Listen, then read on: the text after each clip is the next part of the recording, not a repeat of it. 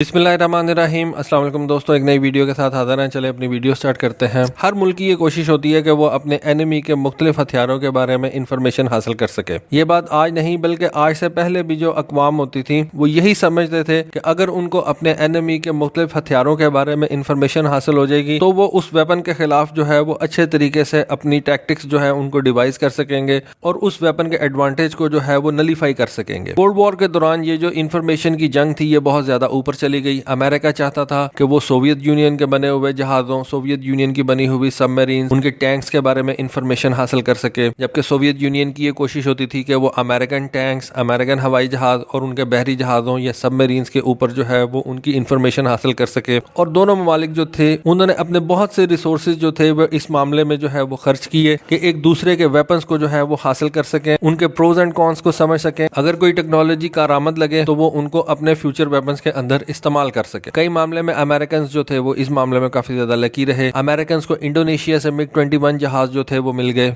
जब इंडोनेशिया के अंदर 1965 के अंदर एक कू हुआ था उस वक्त अमेरिकन ने इंडोनेशिया से मिग 21 जहाज जो थे वो परचेज कर लिए। उसके बाद सोवियत यूनियन ने मिस्र को मिग 21 जहाजों की एक एडवांस फॉर्म जो थी वो सेल की, वो भी अमेरिकन जो थे हासिल करने में कामयाब रहे। 1970 के अंदर अमेरिकन मिग 23 जहाज भी हासिल करने में कामयाब रहे। लेकिन सोवियत यूनियन के अभी तक के जो सबसे बेस्ट जहाज अमेरिकन हासिल कर चुके हुए हैं वो है SU-27। SU-27 के बारे में आप जानते हैं कि ये सोवियत यूनियन का एयर सुपीरियोरिटी फाइटर है। जब इस जहाज को बनाया गया तो अमेरिका के अंदर एक सख्त किस्म की पैनिक जो है वो क्रिएट हो गई। और जब अमेरिकन को इस SU-27 जहाज का पता चला तो उनके पास इस SU-27 जहाज का कोई जवाब नहीं था, क्योंकि उस वक्त इलेक्ट्रॉनिक्स की तो इतनी ज्यादा कोई जंग थी नहीं। इलेक्ट्रॉनिक्स जो थी वो ऑलमोस्ट सेम थी दोनों कंट्रीज के लिए। ठीक है, बाद में अमेरिकन ने इलेक्ट्रॉनिक्स के मामले में बहुत ज्यादा तरक्की की, नए और जदीद किस्म के रडार जो है उनको अपने जहाजों के अंदर इंस्टॉल किया, बेहतरीन किस्म के इलेक्ट्रॉनिक वॉरफेयर सिस्टम जो है वो इन जहाजों के अंदर लगाए, जिसकी वजह से एक टेक्नोलॉजी गैप जो है वो आ गया। लेकिन कोल्ड वॉर के शुरू के दिनों में इलेक्ट्रॉनिक्स की जंग नहीं होती थी,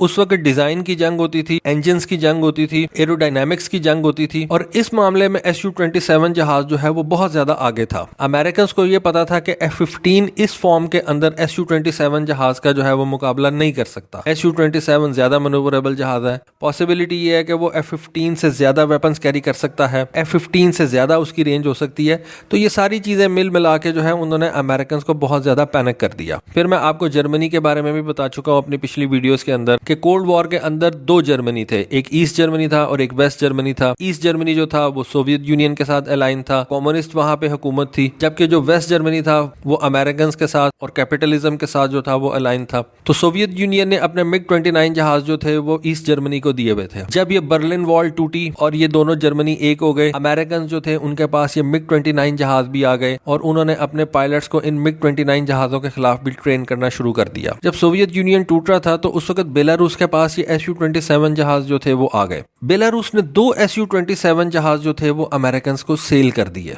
SU-27 जहाज को 1985 के अंदर सर्विस में इंडक्ट किया गया था। जब सोवियत यूनियन टूटा तो उस वक्त SU-27 रिलेटिवली एक नया जहाज था और उसकी बहुत ज्यादा हाइप थी अमेरिका के अंदर, और अमेरिकन ये चाहते थे कि वो इस जहाज को हासिल करें। चाइनीज जो थे वो भी इस जहाज के पीछे पड़े हुए थे, उनको भी SU-27 जहाज के डिजाइन का बहुत ज्यादा इदराक था, इसलिए चाइनीज ने रशिया से मिग 29 की बजाय SU-27 जहाज जो थे वो मांगे और कुछ परचेज भी किए बाद में। अच्छा, अब यहाँ पे इस चीज को आप थोड़ी देर के लिए रोक दें और एक बात सोचें कि ये जो मिग 21 अमेरिकन ने हासिल किया, मिग 23 अमेरिकन ने पकड़ ली, उसके बाद मिग 29 अमेरिकन के हाथ लग गए और ये SU-27 भी अमेरिकन के हाथ लगे। उसके बाद इनका अमेरिकन क्या करते थे? सबसे पहले तो वो इन जहाजों को जो है वो अपने इंजीनियर्स के हवाले करते थे, इनके डिजाइन को जो है वो समझने की कोशिश करते थे। अगर इनकी मैन्युफैक्चरिंग के अंदर वो कोई ऐसी चीज जो होती थी जो अमेरिकन ने अभी तक अचीव नहीं की हुई थी तो वो इनको जो है वो सबसे पहले देखते थे। फिर इन जहाजों को अपने पायलट्स के हवाले किया जाता था जो इनको चलाना सीखते थे, और अमेरिकन पायलट्स जो थे वो इन जहाजों के ऊपर अबूर हासिल करते थे, इनकी फ्लाइंग कैरेक्टरिस्टिक्स जो थी उनको समझने की कोशिश करते थे कि ये जहाज जो है ये किस जगह पे जाके तो बहुत ज्यादा स्ट्रांग हो जाता है, किस स्पीड के ऊपर, किस एल्टीट्यूड के ऊपर, किन सिचुएशंस के अंदर ये जहाज जो है ये वीक परफॉर्मेंस देता है। तो ये सारी चीजें जो है इनको टेस्ट करने के लिए अमेरिका ने एक ऐसा स्क्वाड्रन बनाया था जिसको वो कहते थे रेड हैट्स। अब रेड कलर का आपको पता है कि ये एसोसिएट किया जाता है कम्युनिज्म से, इस वजह से शायद इसको रेड हैट्स का नाम दिया गया। ये बेसिकली एक फ्लाइट टेस्ट स्क्वाड्रन था जिसको एडवर्ड्स एयरफोर्स बेस कैलिफोर्निया के अंदर जो है वो तैनात किया गया था। इस स्क्वाड्रन को 1 दिसंबर 1977 को रेस किया गया था और ये जितने भी सोवियत इरा के जहाज थे इनकी टेस्टिंग और इवेल्युएशन इवेल्युएशन जो थी वो ये रेड हेड स्क्वाड्रन जो था वो करता था। रेड हेड स्क्वाड्रन के अंदर जो है वो पायलट्स होते थे, बड़े जबरदस्त पायलट्स होते थे जो अपनी जिंदगी को खतरे में डाल के इन नए जहाजों के अंदर बैठते थे जिनके बारे में उनको कोई ब्रीफिंग नहीं मिली होती थी, जिन जहाजों के बारे में उनको कोई ट्रेनिंग नहीं दी जाती थी, वो उनकी पहली दफा होती थी और इन जहाजों के उनके पास कोई सिमुलेटर भी मौजूद नहीं थे। इस वजह से इन जहाजों को उड़ाने के लिए अमेरिकन ने अपने बेस्ट पायलट जो थे वो चुने थे। यहाँ पे इन जहाजों की एक एक चीज को जो है वो माइन्यूटली ऑब्जर्व किया जाता था। इन जहाजों की इंजीनियरिंग के ऊपर जो है वो वर्किंग की जाती थी। इन जहाजों की मैन्यूवरेबिलिटी जो है उसको देखा जाता था और मुख्तलिफ कंपोनेंट्स जो है उनके बारे में समझा जाता था और फिर रिपोर्ट्स बना के जो है वो अपने मुख्तलिफ इदारों को भेजी जाती थी, जहाँ पे फिर वो इस इंफॉर्मेशन की बेस के ऊपर मुख्तलिफ डिसीजंस लेते थे। तो ये जो रेड हेड स्क्वाड्रन था ये बहुत ज्यादा इंपॉर्टेंट था अमेरिकन के लिए, आज भी है। आज खैर इसकी उस तरह से अफादियत नहीं है क्योंकि उसकी एक तो रीजन ये है कि सोवियत यूनियन जो है वो टूट गया। रशिया ने इतने ज्यादा जहाज जो है वो बाद में नहीं बनाए। रशियन जो है वो मिग 1.42 जहाज बना रहे थे जिसको उन्होंने बाद में छोड़ दिया, वो जहाज अबेंडन कर दिया, वो प्रोग्राम ही अबेंडन कर दिया। उसके बाद रशियन ने SU-57 जहाज बनाया, वो भी अभी तक अमेरिकन के हाथ नहीं लगा। तो इस वजह से अब इस रेड हेड स्क्वाड्रन को जो है वो उन्होंने मुख्तलिफ काम दे दिए हैं। लेकिन आज भी मैं आपको बात बताऊं, ये रेड हेड स्क्वाड्रन जो है ये काम कर रहा है और इसको अमेरिका की सबसे सीक्रेटिव फैसिलिटी यानी कि एरिया 51 के अंदर जो है वो शिफ्ट कर दिया गया। अब वहां पे क्यों शिफ्ट किया गया है? क्योंकि ये स्क्वाड्रन जो है ये आज भी मिग 29 जहाज उड़ा रहे हैं, ये स्क्वाड्रन